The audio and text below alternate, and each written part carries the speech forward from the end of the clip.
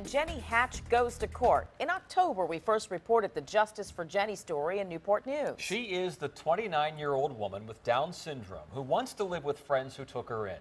Now, after a bike accident, Jenny was left with nowhere to go. So her employers, Jim Talbert and Kelly Morris, had her live with them. And tonight, all sides are in court deciding whether Jenny Hatch can be her own guardian and live where she wants.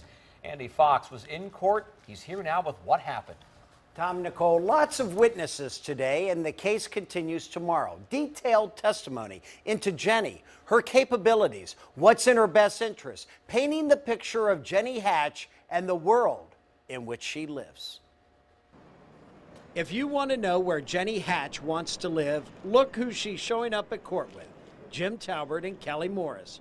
Not her own mother, Julia Ross. No comments. In court, Jenny's case manager told the judge when Jenny was homeless with nowhere to go, she went to Jenny's mother and asked her, "Can Jenny stay with you?" And Julia Ross said, "No."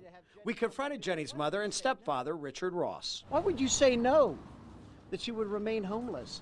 You were given the opportunity to take your own daughter into your home, and you said no. I'm still so sorry about what happened to your poor foot. And why did you let people believe that they'd lose a Medicaid waiver if she stayed with Jim and Kelly? Why did you tell them that?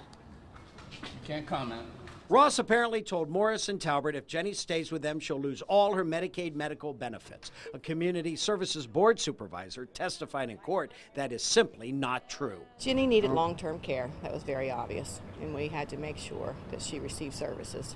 You regret that because if you're not giving her up, she'd still be with you. Had no idea that this would take place because of that. Jenny now living at a group home, and that's not where she wants to live. Jenny, what do you think of the case so far?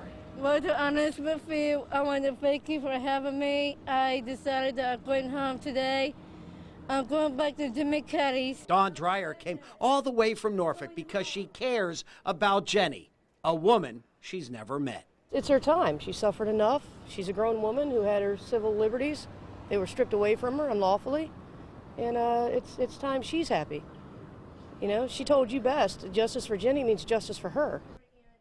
People really care about this story. That lady came all the way from Norfolk, doesn't even know Jenny. Jenny continues living at a group home and is working at Eggleston Services 5 days a week. She has clearly stated that she wants to be her own guardian, not under the control of her mother. Court resumes tomorrow at 9:30. We will keep you updated on what happens next. I'm Andy Fox, 10 on your side.